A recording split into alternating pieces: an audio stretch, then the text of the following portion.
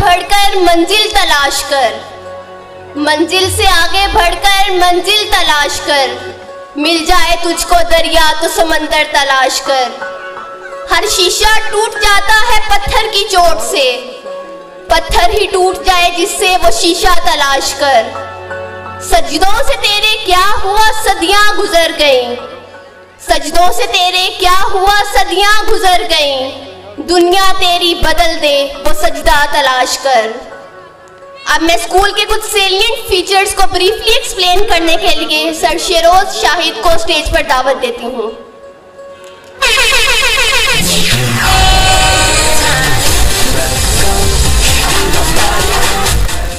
Okay, अस्सलाम वालेकुम everyone. I hope कि आप लोग क्यूरियस होंगे कुछ चीज़ों को लेके कि नेक्स्ट क्या होने वाला है। तो जो मेरे ज़िम्मे जो बात आई है, जो काम आया है, वो आप लोगों को थोड़ा सा ब्रीफ करना है, थोड़ा सा गाइड करना है कि हम द रॉयल सिटी स्कूल में आप लोगों को क्या क्या फैसिलिटीज़ ऑफर कर रहे हैं। तो कुछ क्यूरियोसिटी आपकी बढ़ाऊंगा भी और कुछ थोड़ी सी क्यूरियोसिटी आपकी कम भी करूँगा। तो एक स्टेटमेंट है, एक जुमला है, आई गेस आप लोगों ने बोला भी होगा और आप लोगों ने सुना भी होगा कि यार पढ़ाई तो पुराने वक्तों में होती थी, वही पढ़ाइयाँ अच्छी पढ़ाइयाँ होती थी, आजकल की तालीम में कुछ भी नहीं रखा। तो ये आपकी बात बिल्कुल ठीक है, मैं आपसे 110% एग्री करता हूँ। वो पढ़ाइयाँ उस दौर के लिए बिल्कुल ठीक थी। यहाँ पे एक छोटा सा एग्जांपल है कि आप देखें कि हमारे वक्तों में मोबाइल फ़ोन नहीं थे होते, अगर होते थे मोबाइल फ़ोन तो वो किस तरह के मोबाइल फ़ोन होते थे, और आज के मोबाइल फ़ोन के साथ कंपेयर करें कि आपको मिलियन ऑफ ऐप्स आपके मोबाइल में मिलती हैं। आप कहीं रास्ता भूल गए हैं, मोबाइल पे टाइप करो, वो आपको रास्ता भी बताएगा कि आगे आपने किस साइड पे जाना है। टीवीज़ किस तरह के होते थे, ब्लैक एंड वाइट टीवी हुआ करते थे, और आज हम LCD, LEDs, plasma TV, smart TVs की बात करते हैं। तो सारी बातें छोड़ें, खाने किस तरह के हुआ करते थे पुराने वक्तों में। क्या रोटी होती थी कमाल की, ठीक है, उसके ऊपर देसी घी हुआ करता था, साथ साग हुआ करता था, साथ लस्सी हुआ करती थी, साथ अचार हुआ करता था।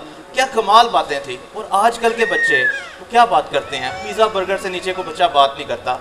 लस्सी उनको दी जाए तो वो उसको टेस्ट नहीं करना चाहते, क्यों? उनको कोक चाहिए या उनको स्प्राइट चाहिए।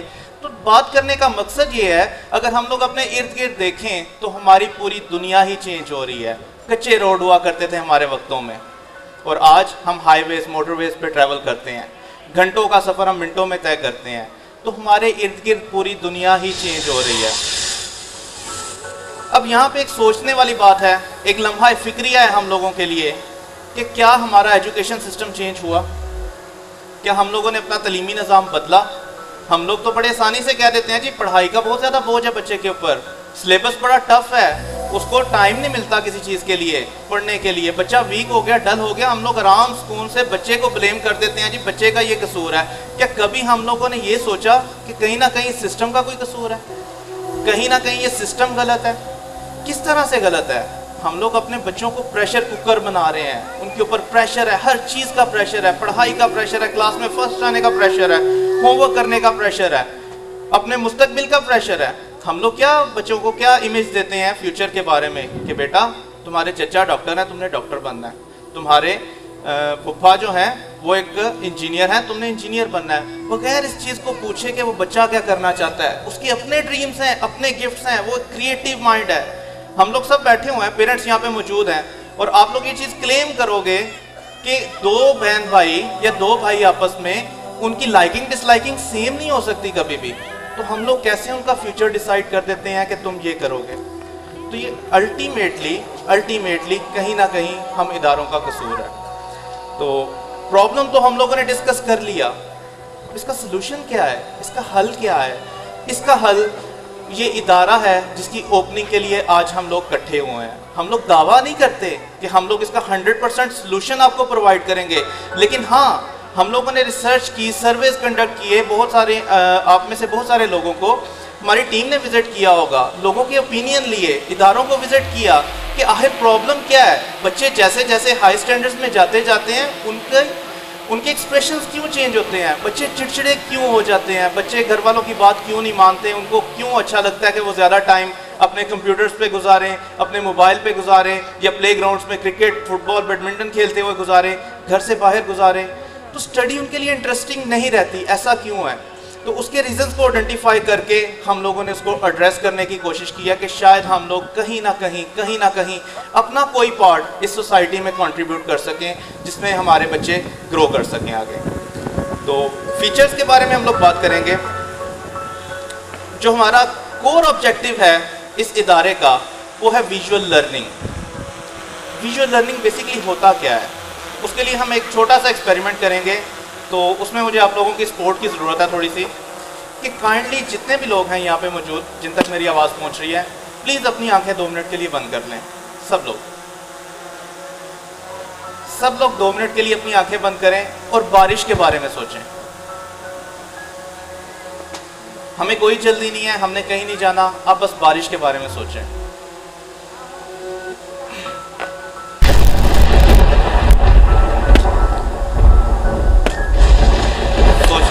बारिश के बारे में?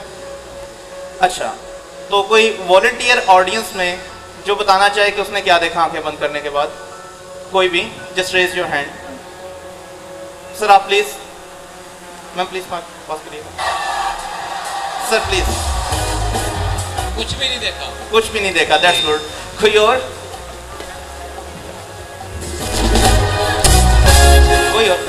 कामरान भाई आप बताएं प्लीज, कुछ थोड़ा सा हेल्प करें हमें।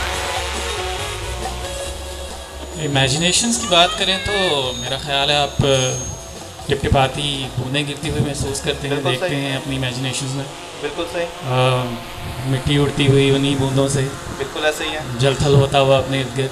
बिल्कुल ऐसे ही, बिल्कुल सही। कुछ ऐसे ही हालात तो ऐसे ही इमेजिनेशंस हैं। सही। इनके अलावा कोई और कंट्रीब्यूट करना चाहे प्लीज ऑडियंस में से? चलिए मैं शॉर्ट कर देता हूँ चीज़ों को।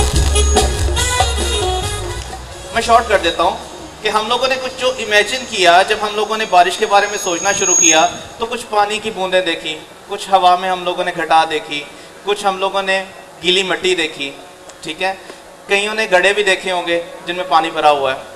क्या किसी ने वर्ड बारिश उर्दू में या इंग्लिश में रेन लिखा हुआ देखा? किसी ने? किसी को नज़र आया? मुझे नहीं लगता कि किसी को नज़र आया होगा। इस एक्सपेरिमेंट का मकसद क्या था, इसका पर्पस क्या था? इसका पर्पस ये था कि इंसान की लर्न करने की, सीखने की कैपेसिटी, इंसान सीखता कैसे है।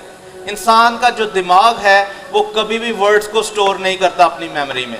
वो जब भी स्टोर करता है वो इमेजेस को स्टोर करता है, वो तस्वीरों को स्टोर करता है। आप लोगों ने एक्सपीरियंस किया होगा, किसी भी मिलने वाले को आप बड़े अरसे के बाद मिले हों, अरसा दराज के बाद मिले हों, तो आप एक बात करते हैं, यार आपको मैंने कहीं देखा है लेकिन मुझे आपका नाम याद नहीं। तो क्या दिमाग किस चीज़ को स्टोर कर रहा है? इमेजेस को। तो जो हमारा कोर ऑब्जेक्टिव है वो है कि जो बच्चे पढ़ रहे हैं, जो बच्चे बुक्स में रीड कर रहे हैं, वो अल्टीमेटली उसको विजुलाइज भी करें। उसके लिए हम लोग उनको विजुअल एड्स देंगे, उनमें उनको हम लोग फोटोग्राफ्स वगैरह प्रोवाइड करेंगे, वीडियोग्राफी उनकी होगी। जो लेक्चर जो उसको समझ में नहीं आ रहा वो उससे प्रॉपरली उसको देख के लर्न करेगा। दूसरी चीज़, हम लोग एक्टिविटी बेस्ड लर्निंग पे बिलीव करते हैं। एक्टिविटी बेस्ड लर्निंग बेसिकली होती क्या है? एक कॉमन सी चीज़ है, एक छोटा बच्चा है 2-3 साल का और वो आग की तरफ बढ़ता है। माँ बाप चीखते हैं, चिल्लाते हैं, बेटा आग के पास ना जाना, हाथ जल जाएगा, आग के पास मत जाना, हाथ जल जाएगा। वो कभी बाज नहीं आता तब तक जब तक वो उसको छूने की कोशिश नहीं करता, और जब वो उसको एक दफ़ा छू लेता है तो उसका हाथ जलता है, और हाथ जलने के बाद आग उसके पास भी आप लेके आओगे तो वो कभी उसको छुएगा नहीं। बेसिकली वो अपने प्रैक्टिकल एक्सपीरियंसेस से सीखता है। तो हम लोग क्या कर रहे हैं, अपने बच्चों को क्या दे रहे हैं? सिर्फ बुक्स पढ़ते जाओ, अपने ब्रेन में उसको स्टोर करते जाओ। हम लोगों का जो ऑब्जेक्टिव है यहाँ पे वो ये है कि हम लोग उनको जो बुक से पढ़ेंगे वो प्रैक्टिकली वो चीज़ें एक्सपीरियंस करेंगे ताकि वो कभी उसको भूल ना सकें।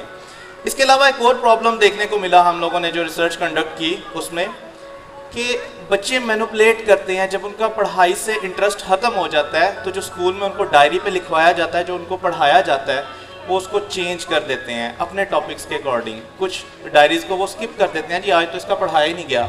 तो उसके लिए हम लोग इंट्रोड्यूस करवा रहे हैं ऑनलाइन डायरी सिस्टम।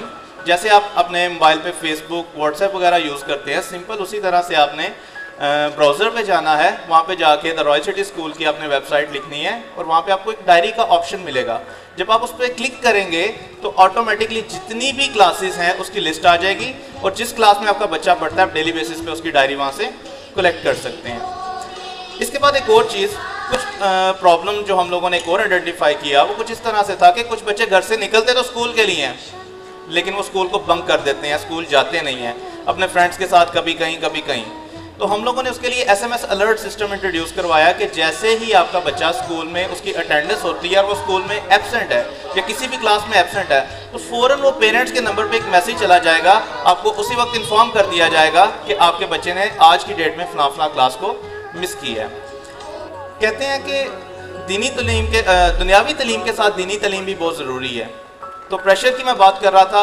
अब हमारे बच्चों की लाइफ रूटीन कैसी है, हम उनको कुछ फ्री टाइम नहीं देते।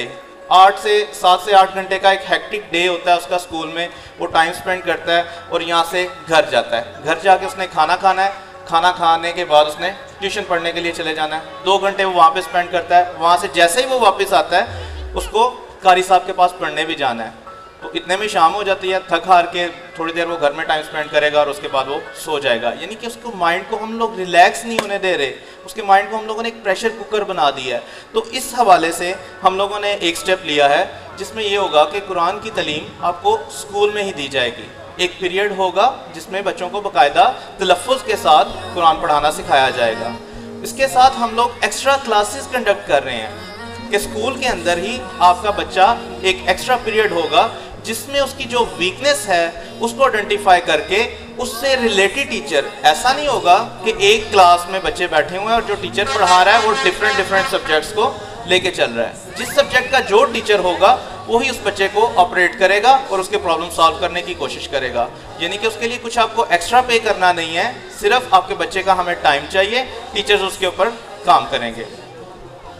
देखा जाए तो एक तरफ पेरेंट्स हैं, एक तरफ टीचर्स हैं। पेरेंट्स बच्चों को एक तरफ पुश करते हैं, टीचर्स बच्चों को एक तरफ पुश करते हैं, तो बच्चा एक रस्सी की मानंद दोनों साइड से खींचा चला जाता है और टेंस हो जाता है, उसमें टेंशन क्रिएट होती है।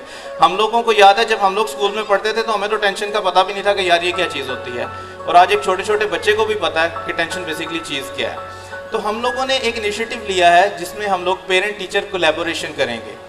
स्टूडेंट्स के लिए वर्कशॉप होंगी, वो तो ऑब्वियसली चलती रहेंगी, लेकिन पेरेंट्स के लिए भी हम लोग वर्कशॉप्स अरेंज कर रहे हैं। क्यों? क्योंकि टीचर एक फिक्स मेथड के साथ बच्चे को पढ़ाता है। जब बच्चा घर जाता है तो उसका जब मेथड चेंज होता है तो अल्टीमेटली वो क्या कॉज कर रहा होता है? कन्फ्यूजन कॉज कर रहा होता है। तो हम बेसिकली टीचर और पेरेंट दोनों बॉडीज़ को साथ में मिला के हम लोग आगे चलना चाह रहे हैं ताकि बच्चा कहीं पर भी पीछे ना रह जाए। अच्छा, इसके साथ आप लोगों के लिए खुशखबरी है। For the very first year, जैसे कि हमारी ओपनिंग है, तो हम लोग जो फर्स्ट ईयर का जो सिलेबस है, जो बुक्स हैं, वो बच्चों को फ्री ऑफर कर रहे हैं। उसके लिए यू हैव नथिंग टू पे। और उसके साथ ट्रांसपोर्ट की फैसिलिटीज़ भी हम आपको प्रोवाइड कर रहे हैं, जिसमें ये होगा कि बच्चे की पिक एंड ड्रॉप की जो हेडेक है वो आप लोगों की नहीं है, वो स्कूल की है कि हमारी गाड़ी यहाँ से जाया करेगी, बच्चे को घर से पिक किया करेगी, और जब छुट्टी होगी तो वो हमारी सिक्योरिटी, हमारी जिम्मेदारी के मुताबिक हम उसको उसके घर पहुंचाएंगे। Thank you. So that's all for now. अगर इसके अलावा भी आपके पास कोई क्वेश्चन है, कुछ पूछना चाहते हैं, तो यू आर ऑलवेज वेलकम। हमारे पास हमारा ऑफिस है, इंफॉर्मेशन सेल है हमारे पास, तो अगर कुछ भी आप पूछना चाहते हैं, you are more than welcome. Thank you so much.